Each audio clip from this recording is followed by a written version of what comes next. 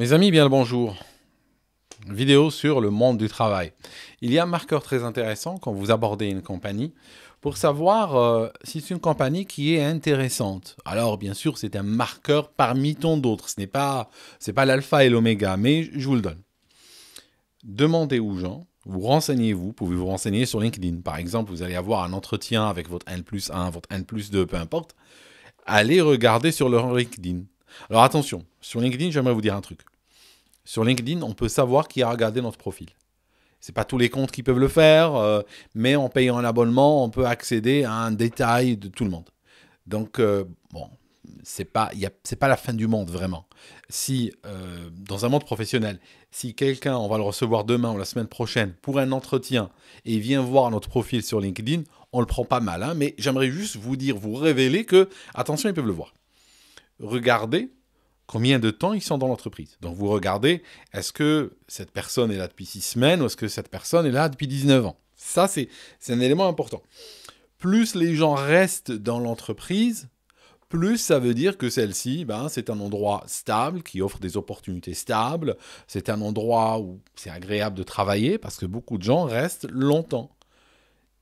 A contrario, si vous voyez que la personne que vous allez rencontrer, elle vous dit ça fait 3 mois que je suis là, l'autre, le N+2, ça fait 6 semaines qu'il est venu, et tout, et puis vous regardez d'autres et d'autres et d'autres, vous regardez leurs collègues et tout, et vous voyez que la moyenne d'âge là-dedans est de 3 mois, c'est un mauvais signal. C'est un très très mauvais signal. Ça m'est arrivé de rentrer dans des boîtes comme ça, et j'ai constaté que franchement, il y a une boîte en particulier, une boîte américaine, je m'en souviens, où j'étais en formation les 4 premières semaines. Et je peux vous dire, au bout de 4 semaines, j'étais déjà un ancien. C'était à peu près comme McDo. Il y avait un turnover de malade.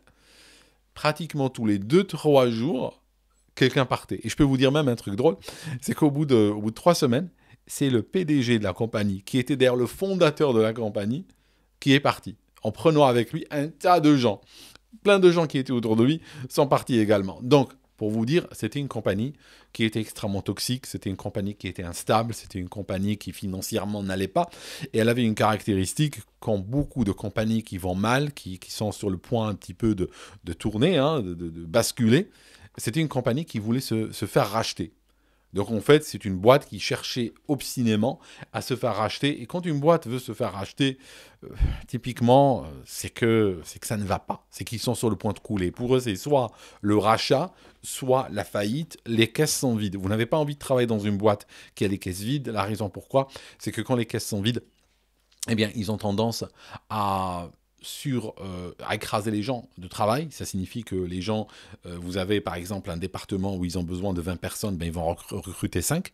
Et puis après, vous allez faire le travail de 3 personnes à chaque fois.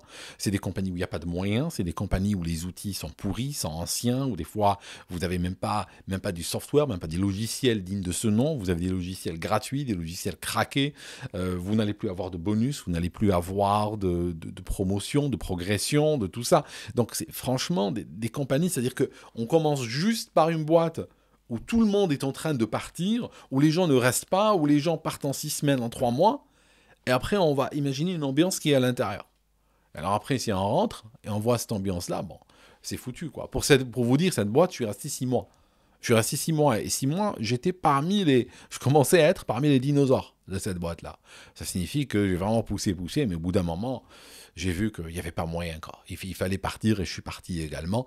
Et je peux vous dire que plus tard, ils se sont fait racheter, et la compagnie qui les a rachetés ne savait pas trop quoi faire avec. C'était une sorte d'arnaque en quelque sorte, parce que je vous raconterai je donnerai des détails plus spécifiques à l'occasion, mais en fait, il n'y avait pas grand-chose à l'intérieur en réalité. C'était une boîte qui était en train de crouler sur tous les plans. Autre chose, quand vous regardez les gens dans la compagnie, il y a un autre marqueur intéressant. Quand vous regardez leur LinkedIn, regardez leur progression. Ça signifie, vous voyez un peu comment ils ont progressé dans cette boîte. Est-ce que, par exemple, si vous voyez que quelqu'un est là depuis 10 ans, remarquez comment cette personne a commencé et remarquez où elle en est maintenant.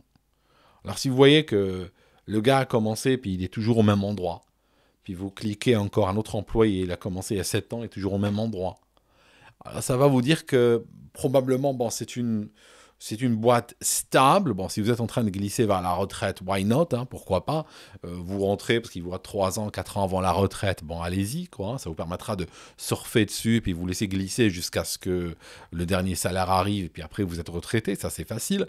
Maintenant, si vous êtes dans une phase de croissance dans votre carrière, si vous êtes dans une phase où vous voulez investir sur votre profil et aller de l'avant, c'est clair que c'est un marqueur de surstabilité qui veut dire que si vous rentrez là-dedans, vous êtes mort là-dedans. Ça signifie que vous rentrez là-dedans et vous risquez de ne pas pouvoir trop bouger. Maintenant, j'attire votre attention sur quelque chose également. Quand vous abordez des très très très grosses boîtes, exemple, j'ai travaillé chez HP, Hewlett Packard, entreprise. Vous savez, dans le Silicon Valley, une époque, on disait, je ne sais pas si on le dit toujours, on dit tu n'as pas travaillé dans l'IT tant que tu n'as pas travaillé chez HP. Bon, c'était une époque, je pense qu'on disait ça dans les années 80. Mais ce que je cherche à vous dire, c'est que certaines grosses boîtes, faites très attention quand vous faites le profiling.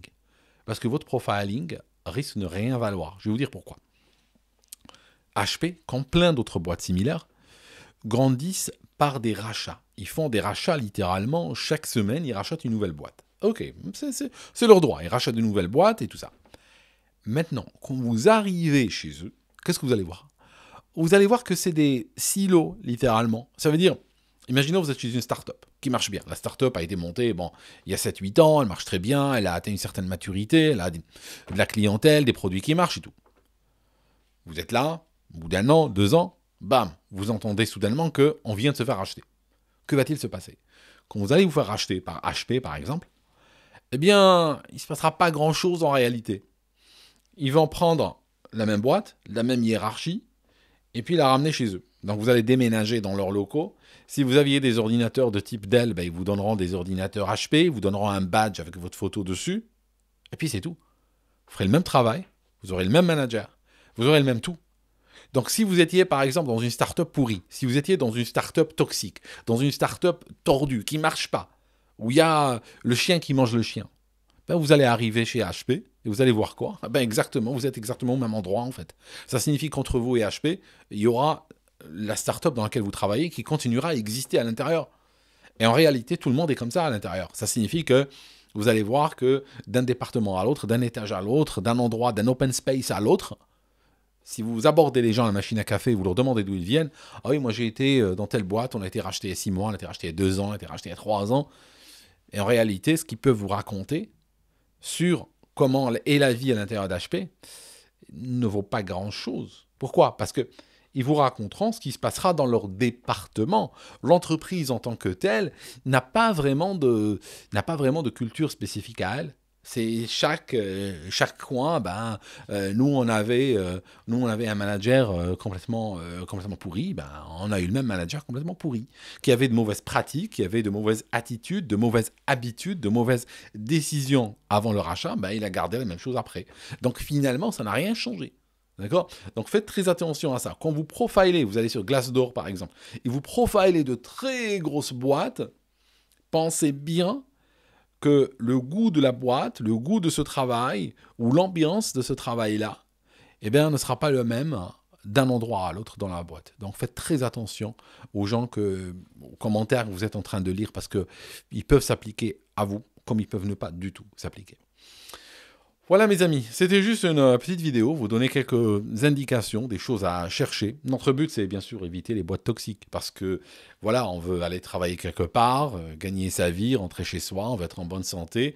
On n'a pas envie de vieillir de 3 ans chaque année, on n'a pas envie de finir à l'hôpital, on n'a pas envie de finir en surménage, on n'a pas envie de se griller les neurones, on n'a pas envie de finir avec des anxiolytiques ou avec des antidépresseurs ou avec des produits pour dormir, d'accord? On n'a pas envie de se prendre la tête avec sa famille, on n'a pas envie de finir en divorce, on n'a pas envie de finir avec les cheveux blancs avant son heure. Donc voilà, c'est ça, c'est pour ça qu'on cherche à éviter un travail toxique. Parce que quand même, on passe beaucoup de temps au travail, donc tant qu'à faire, que ce soit un endroit un peu humain, un endroit agréable. Bon, je ne vais pas dire que ça sera l'Eldorado, ça c'est clair, mais au moins que ce soit un endroit où on puisse raisonnablement exister, coexister et puis avancer dans la vie. Merci d'avoir écouté cette vidéo jusqu'ici. Continuez à envoyer vos questions. D'ailleurs, vous entendez, je ne sais pas si vous entendez, ça vibre sans arrêt pendant que je suis en train d'enregistrer. C'est le téléphone là-bas qui est en train de vibrer. Il y a de nouvelles questions qui arrivent visiblement. On se voit une autre fois. À très bientôt.